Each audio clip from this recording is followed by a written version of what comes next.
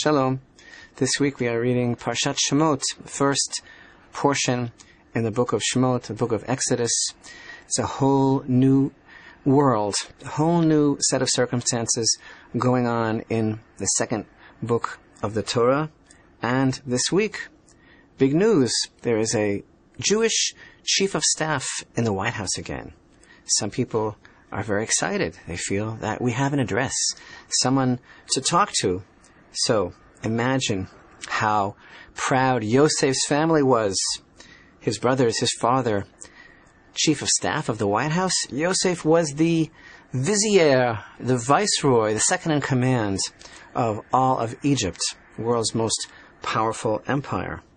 Yosef changed the course of history, saved not only his own family, but the entire world, the entire Egyptian nation, all the people who came from all around for food.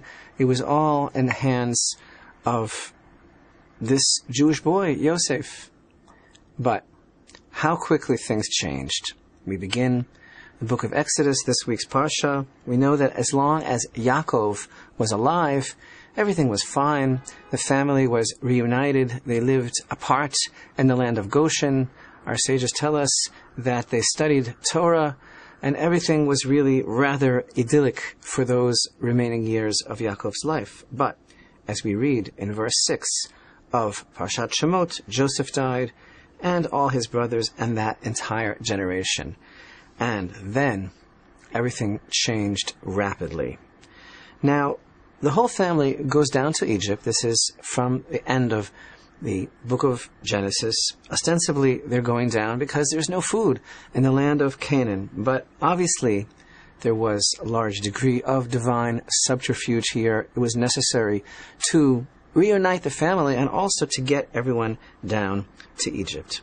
So they go down, 70 souls to begin with. The next thing that we know, as we begin Parshat Shemot, they are fruitful and multiplying in a seemingly miraculous way. They are becoming so numerous. The nation is flourishing, developing, and becoming quite prolific in their numbers. So, there's a new king. Is he a new king? Isn't he a new king? Does he pretend that he's new and he never heard of Yosef? That is another point entirely. But a new king arose over Egypt who did not know of Joseph. And here's what he said. He said to his people, "Behold, the people, the children of Israel, are more numerous and stronger than we. Come, let us outsmart it, lest it become numerous. And it may be that if a war will occur, it too may join our enemies and wage war against us and go up from the land." Already, an early portrayal of Israel as being suspect of duplicity, of dual loyalty, of being some sort of dangerous fifth column, and all of the canards that we hear today. So they appointed taskmasters over it in order to afflict it with their burdens. It built storage cities for Pharaoh, Pithom and Ramses, but as much as they would afflict it, so it would increase, and so it would spread out, and they became disgusted because of the children of Israel. The truth is, as we study this Parsha and the verses unfold and the awful scenario of the exile becomes clear, we see that there are actually three distinct decrees that were made against the children of Israel. First of all, the decree of harsh labor. And this is not such a simple thing. It's not just about, the movie depiction of the Israelites being forced, being whipped into having to build cities and pyramids. Actually, this harsh labor is much more complex. Our sages explain that it involved intense and sophisticated types of psychological warfare. It involved role reversal, where men were given women's jobs and women were given men's jobs, all for the explicit purpose of breaking the spirit of Israel and confusing them. They were deprived of sleep. All sorts of techniques were employed that would be the envy of a textbook of modern psychological warfare employed by any contemporary terrorist organization worthy of its name. So, that was the first decree, harsh labor. The second decree, death sentence against all the males. That was to be executed by the midwives themselves. But we have this amazing concept that the verses testify to, and which our sages elaborate upon, that these midwives were incredibly courageous, and in an amazing way, they single-handedly defied the great Pharaoh. They weren't afraid. They only feared Hashem, and they essentially told him where to get off. They laughed in his face. They told him that there's nothing that we can do about it. These Jewish women, they're just so prolific. There's no stopping them. And Pharaoh somehow accepted this explanation from them. But this led to the third decree. And the third decree was already for all the Egyptians to participate in this destruction of the children of Israel. This final solution wasn't working with the midwives, so the third decree was for all of the Egyptians, the populace, the citizens, the denizry, for them all to cooperate and throw all the males into the river. And the more that we delve into the midrashic description of how this happened, the more we can get a chill reminiscent of modern-day tales of the collaborators, and bespeaking that old question, how can you make a decree like a final solution without the cooperation of the whole populace?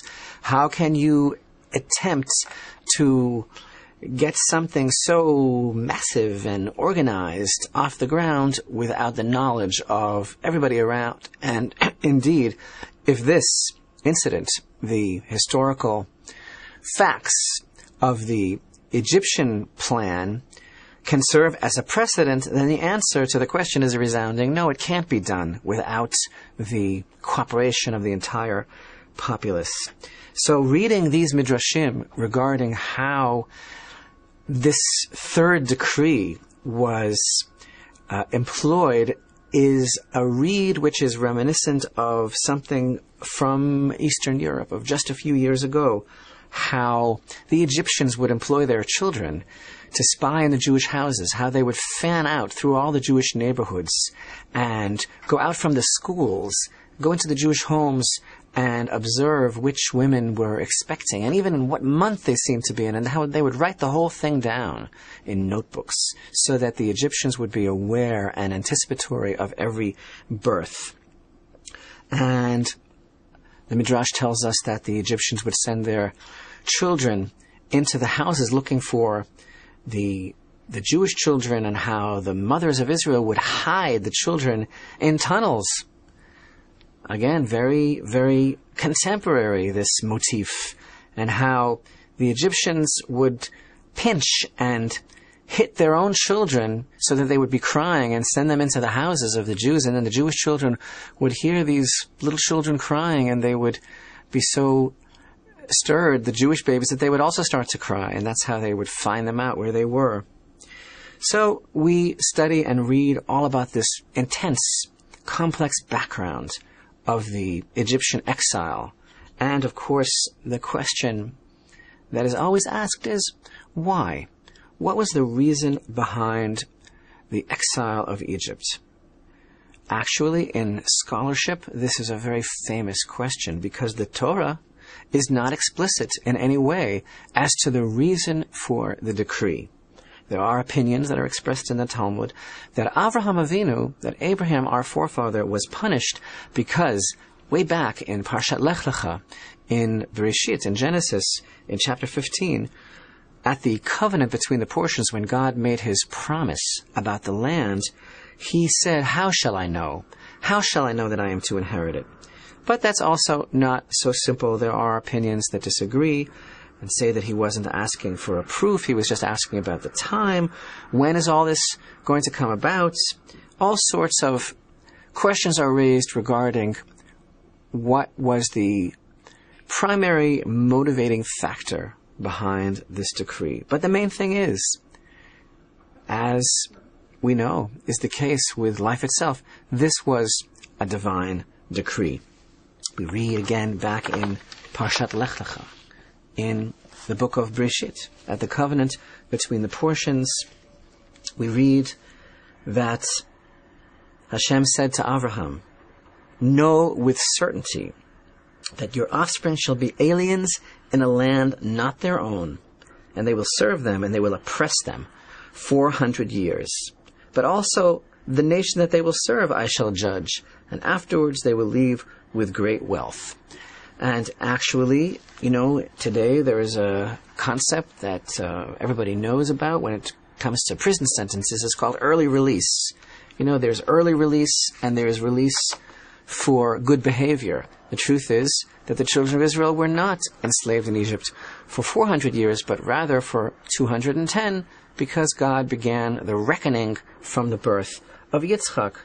But again, the point is, this was a divine decree. Why? What are you going to do about it? This was the decree. The decree was the exile of Egypt had already been foretold to Abraham, but it behooves us to delve deeply into Torah, to attempt, whenever possible, to understand to the best of our abilities the nature of our existence, our relationship with God, reality, especially when these things ring so contemporarily for us. And there is a very deep idea that's expressed about the horrors of the Egyptian experience. And that idea that's expressed is that all these things that we had to go through were actually intrinsically imperative as a prerequisite to reach the levels that we merited as a nation to reach at Mount Sinai. In other words, had the people of Israel been sitting comfortably in our own land all that time, people of Israel would not have been ready to receive the Torah and commandments. There was a specific refining process that took place in Egypt. It was a matter of the purification of the souls of Israel. It's referred to by the sages as the smelting pot of Egypt. It was a process of refinement, and the people of Israel became worthy of being the chosen people and becoming the teachers of humanity, and thus the Egyptian exile was a stage in their spiritual development. So how many of these children, these Jewish children, were thrown into the rivers? Tens of thousands, hundreds of thousands. There is an opinion expressed by the Midrash that all of those children that were thrown into the river did not die, but rather, and this is the enigmatic expression of our sages, rather, the river expunged them out, threw them out, and brought them to dry land, to the desert area in Egypt. And the Holy One, blessed be He, brought a stone in the mouth of each one, and another stone at the side of each one, and the stone in the mouth of each child nursed the child honey, and the stone at their side nursed them oil, like a wild animal nursing its child. And this actually is reflected by the verse in the song of Moshe in chapter 32 of the book of Devarim, where we find in verse 13, the verse states, "He would suckle him with honey from a stone and oil from a flinty rock." So I ask you, knowing everything that we know about the horrors of the Egyptian experience, what does this really mean? That all of those hundreds of thousands of Jewish children did not die? And this, again, reflects that concept, that question that we've spoken about many times, the beauty of understanding the poetic vehicle and device employed by our sages in the Midrash. Is this to be taken literally? Well, it is actually a verse in the Torah. He would suckle him with honey from a stone and oil from a flinty rock. But how are we to understand what this really means? Because our sages employ metaphor as a finely developed art. It's a Torah art. Actually, I don't have any problem with this, and I see no contradiction whatsoever between our knowledge of the harsh reality of life and everything that befell our people even then, and this statement, this teaching. I think the lesson is clear, that Hashem is with the people of Israel, that the people of Israel essentially not only are they not abandoned, but they are also, to some degree, by divine decree, indestructible. Yes, numbers of children were destroyed, but the Jewish people survived the Egyptian exile, and whatever it was that we were, as a nation, supposed to get out of that experience in order to take our role as the teachers and guarantors of humanity, we did. And so too, especially when we see such similarities on various levels to our contemporary experiences of exile, we understand that it's all about the preparation of the nation of Israel to rise to our challenge, our task to once again bring the world to a level of acknowledging God and preparing the world, preparing all of humanity for the great and final redemption.